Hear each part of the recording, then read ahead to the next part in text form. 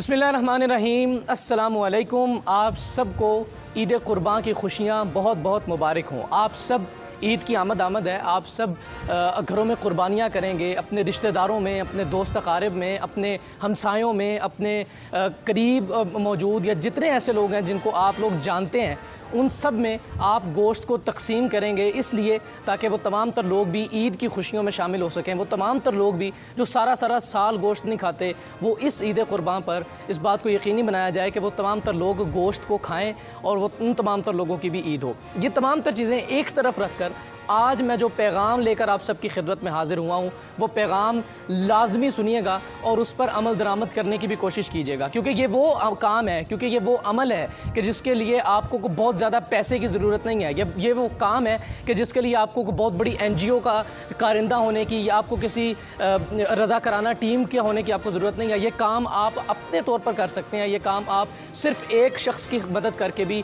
इस काम को जारी व सारी रख सकते हैं। मैं ये आज आपकी खिदमत में पैगाम लेकर हाज़िर हुआ हूँ कि इस मुल्क में, इस शहर में, लायलपुर में, फैसलाबाद में कई एक लोग ऐसे हैं जो कि रिज़्क़े हलाल की तलाश में ईद के दिन भी अपने घरों से दूर अपनी नौकरियों पर रिज़्क़े हलाल की तलाश में मामूर होते हैं, मजबूर होते हैं और मौजूद होते हैं।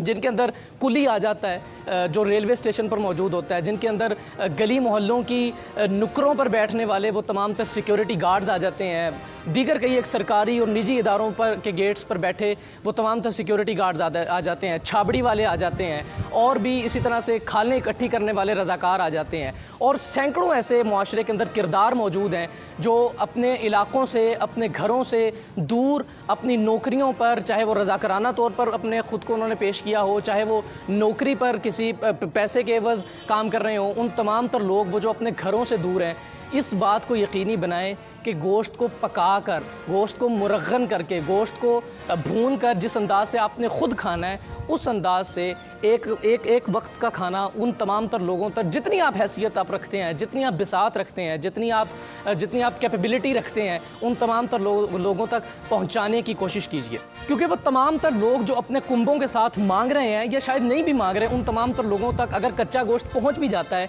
तो वो तमाम तर लोग इस कच्चे गोश्त को पका कर खाने की इस्तात भी रखते हैं, सख्त भी रखते हैं और अमला भी रखते हैं अपने इर्द गिर्द।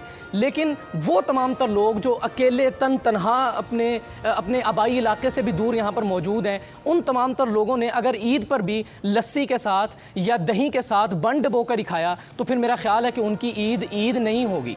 सो जनाब, इस ईद पर, इस ईद क़ुरबान पर उन तमाम तर लोगों को गोश्त पका कर फ्राहम करने के सिलसिले का आगाज़ कीजिए।